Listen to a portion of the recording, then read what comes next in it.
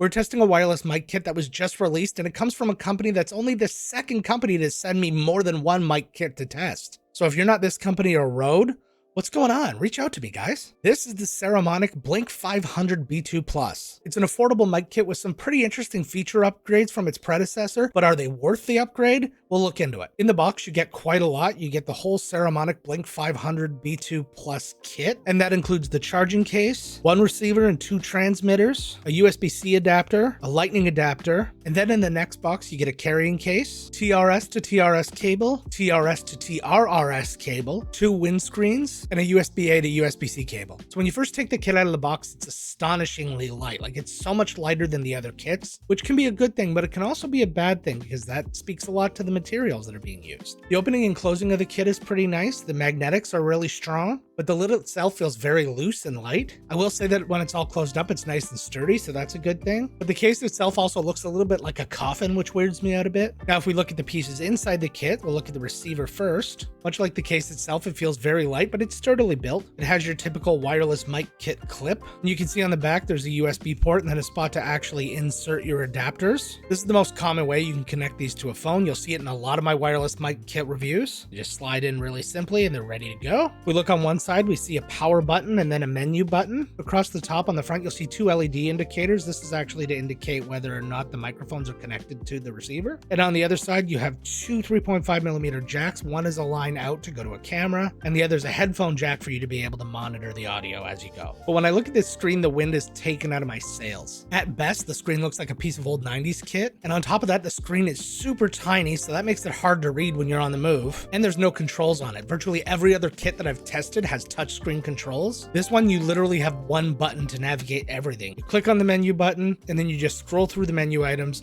You hold down the menu button if you want to change it. Then you press the menu button a bunch of times to get to the value you want. And then you touch the menu button again to go through the remaining options. If you just press in the power button once, you'll be able to change a couple of things. So you'll actually be able to change the outgoing volume, or you'll be able to change the gain on either microphone. If you look at your options, you can have the output mode. So you're going to have mono for when you want to have each microphone being one channel of audio. You'll have stereo if you want one microphone being both channels of audio, or you have safety track where the one microphone actually takes two different mono signals, one slightly backed off just in case you're clipping on the other one, which is a good feature. Then you have your output volume, which is kind of weird because you think you would want it to just match whatever your gain is. But if you have that set down to 0, it's not going to be sending anything out. You've got your noise reduction. This does have noise reduction options on it.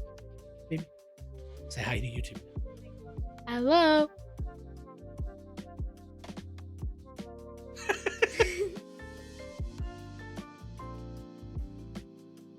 I don't know.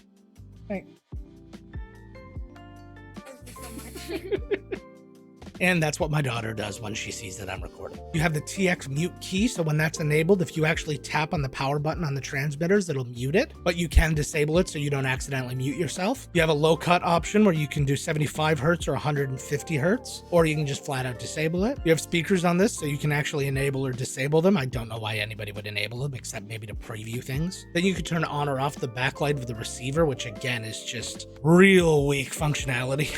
You change your language, you can restore to your defaults, and you can pair with each individual transmitter. So again, when you look at this awful display, you see it's still giving you a lot of information. You can see on the top that I'm using mono, that I'm using the 75 hertz low cut, that I have my output volume to 6, that my battery is pretty low right now. Batteries A and B both have full battery and full signal, and you can see the gain for each of the microphones. But again, there's so much wasted space on this thing. Given the size of the receiver, you could have filled up this entire thing, gotten rid of the speakers altogether. Not to mention, again, it's an absolutely hideous monitor. The VU meters aren't fluid at all, and they give me no real good indication of my levels if I'm going into the red because there's no red to see. And if you compare it to a couple of other mic kits I have, so here's the DJI mic and the Anchorwork M650, you can see how much better they utilize the space, how much easier it is to read everything, and they're both fully touchscreen. Moving on to the transmitters now, so you can see they're very simple. On the front, you have this indicator light that gives you a lot of information. So right now, if it's solid blue, that means it's connected to the receiver. If it's blinking blue, that means it's not connected. So either the device is unpaired from the receiver or the receiver's off or charging or something like that. And if you turn on the noise reduction, it'll actually turn green. And when you mute, it'll turn red. So it gives you a lot of good information. If you're out in the field though, and it's bright outside, it's really hard to see that. On the top, you can see your mic, and the two little slots to either side are actually to attach your windscreen. Again, you have the normal clip, but these ones come with a super powerful magnet, so you can just use the magnet on the inside of your shirt and attach it that way if you don't have a lapel or something like that to strap onto. You've got a USB-C jack on one side for external charging if you need it, but I don't think you will. And then on the other side, you've got your power button and you've got your noise reduction button. So the setup for the Blink500 B2 Plus is exactly the same as a lot of the kits that we've tried in the past. You have one thing that allows you to hook up your phone, you have another output that allows you to hook up to a camera, but here's the one thing that's heartbreaking. This is the only one that I tested where you couldn't hook it just directly into your computer, so you could hook it up to OBS or Audacity or any other program like that. Now you can get around that. So if you've got a DSLR or a mirrorless camera, you can hook into that. And then if you're using that in OBS, then you can use the camera's audio, which is actually taking from the microphone. But I don't like that you need to have some kind of a workaround for that, or that you have to have a mirrorless or DSLR to do it. But if you've just got a webcam, it's not going to work. And I like the idea of having a wireless mic, especially if you're going to be mobile in your stream. But one interesting thing that this does do, it actually allows you to connect to more than one device at a time. So say you have your adapter plugged in to be able to hook it into your phone, you can plug it into your phone, but then you can use the line out to send it to another device. So if you have a phone that has a TRRS in, now I know those are fewer and further between, but if you do have one, you can hook it up to that. Or if you have a mirrorless or DSLR, you can run the TRS cable from it into the camera, and then you have two things. Now how you're going to keep that organized and together becomes a little bit of a tougher conversation, but that's a conversation you have to have if you need to do that. Personally, I'd rather have the function that doesn't exist on this that happens to exist on, again, every other one I've tried,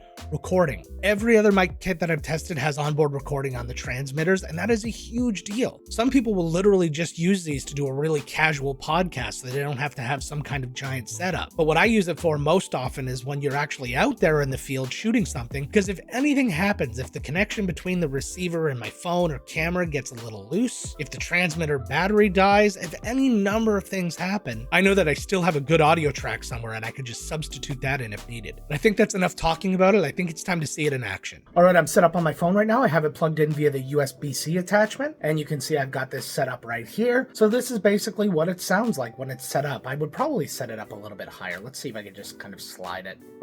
Magnets. Oh no, my magnet. So these are the basics of what the mic sounds like. They actually have a noise reduction mode on this. So if I click on that, you can see it's turned green, and I believe that means that the noise reduction has been turned on. So let's hear what the difference is between the two. So again, here's noise reduction on. And here's noise reduction off. Okay, we're outside now, and you can actually see I've got a little windsock on there, and it's a windy day out, so I hope it's actually working out well. The noise reduction is currently turned off. I'm gonna turn it on in a second though. Actually, let's just go ahead and do that right now. Okay, and that appears to be on. But the actual sound and its ability to sound decent while we're outside isn't the only thing we're testing here. We want to test the range. It claims to have a 150 meter range, so I'm going to walk away from the camera and we're going to test it out and see how far it goes and see if you can use this at a reasonable distance. Let's give it a shot. Hello. Ugh, pizza, gross. Okay, so I want to take this opportunity to thank everybody who's ever supported the channel. It's been a good couple of years so far, and I've appreciated every like and subscription and member that I've ever gotten. It's been so fantastic. If you enjoy my videos, I invite you to hit the like and subscribe right now. Hit the notification bell so you know when I have new videos on the horizon. And also go check out my other channel, Miscast Members. It's all Disney based, so if you're into that stuff, I do a lot of that too. And if you want to keep the conversation going with me and my community, you could join my Discord server. The link is down below. All right, I feel like the amount of wind that's going on right now is kind of unfair, so I'm shielding the mic a little bit just to be a reasonable person here. But I'm not at 150 meters right now. I'm closer to about 100 feet, but I just wanted to show off that you can get pretty far away from this thing without any kind of problems. I don't really suspect anybody's going to be getting, you know, the 400 to 500 feet away that this range can actually manage. But it's important to know that this range also helps when you're moving around your house and things like that. You're not going to have those dropouts because of the strength of its connection. All right, it's too cold. I want to head back inside now. Why do I test outdoor vlogging stuff in February? Okay, get me inside, I'm cold.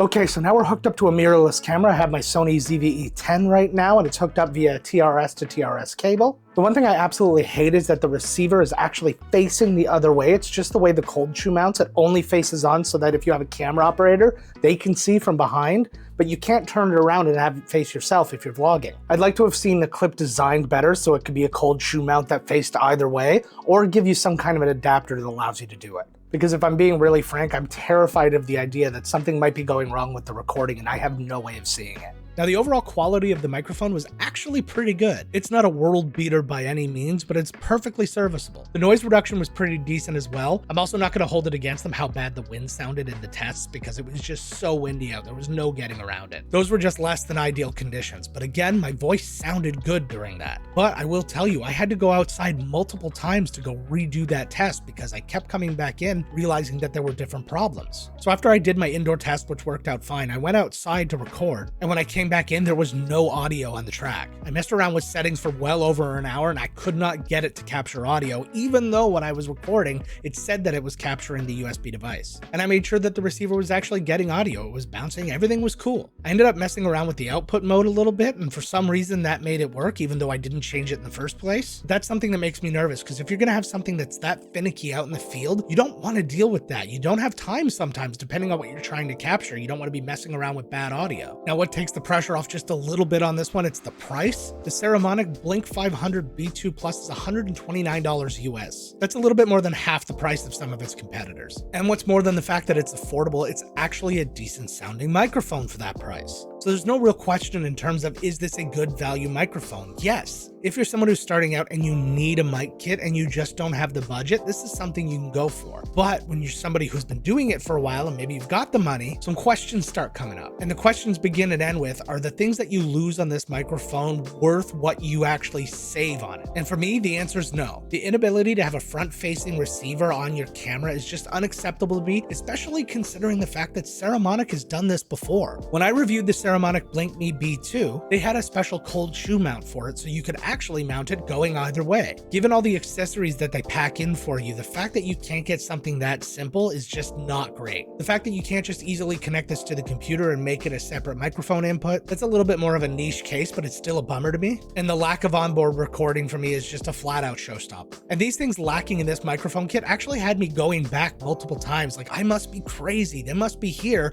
it's just not working for some reason. When I tried to hook it up to the computer, I'm like, oh, the computer's just not recognizing it for some reason, I must be doing something wrong. Then I went back through the documentation and there's no indication that you can do it. And same with the recording, I'm like, what buttons do I press to make sure it's recording, or is it recording? Hooked it up to the computer, nothing happened. So I went through it again, no indication that it's capable of doing it. And what's interesting to me is that Saramonic has the Blink500 B2 Pro, and that came out some time ago. And that came with a lot of extra accessories, including lavaliers, which now that I'm thinking about it, the transmitters on the B2 Plus can't even accept lavs. But what kills me is the Blink500 B2 Plus made improvements over the Pro, which was an expensive mic kit, but also made it so bare bones to make it affordable. So if they really wanted to, they could have had all the premium things that they had in the Pro, all the things they've added to the Plus, all the things that are missing from the Plus currently, and a price point that still would have been super competitive with any of the best mics out there. So I've set up a little bit of a review matrix that I'm going to try and add to all of my videos moving forward, and it's taking 5 specific categories and giving them a rating out of 10 so you can get some idea of what we're looking at in terms of a score. I know my videos always haven't been great for that. I want you to kind of draw your own conclusions from what I can show you, but I feel like I've been around here long enough now that I can actually share these opinions. And those 5 categories will be as follows. Design, that's both aesthetic and practical. Functionality, we're talking about ease of use, intuitiveness, and reliability. We're going to rate features. What is this thing actually capable of? We'll be rating quality. So once it's all said and done, is it actually capable of doing the job it's supposed to be doing at a high level? And then we're going to look at value, which basically takes everything and compares it to the price. So for design, we're going to give it a 6. It's pretty simplistic overall. There's nothing really innovative about it. There were a few misses, like not being able to have the forward-facing screen, but I'm not entirely sure I want to look at that screen anyways, because that was a giant swing and a miss. So we'll leave that at a 6. Functionality, the lack of touchscreen made it really hard to navigate around the menus and check everything out. Like I said, it was super finicky when I was trying to record outside. These are really important things to me, so I give functionality a 5. Features, this is a tough one because they took away a lot lot of things that I like, connecting to OBS, recording ability, and they added one that I think I would never really need, which is the ability to hook into 2 different devices. And frankly, I don't know who would use that, so we're gonna give features a 4. Quality, once it was all working and working well, I sounded good. Everything you listened to was completely unprocessed, so that was just a starting point. You can always improve all of that, which if you watch other YouTubers like Mr. Who's the Boss, for example, he's often got a DJI mic on him, and that's definitely not what it sounds like upon recording. So you started a pretty high level at this one that can only actually get higher. I'm gonna give quality an 8. And then value, just considering it's so much cheaper than every other mic kit out there, this is actually an accessible mic kit for people who otherwise might not have been able to afford one. So given the fact that the mic sounds good and it's that cheap, I'm gonna give the value an 8 as well. So that gives us a 31 out of 50, so 62%.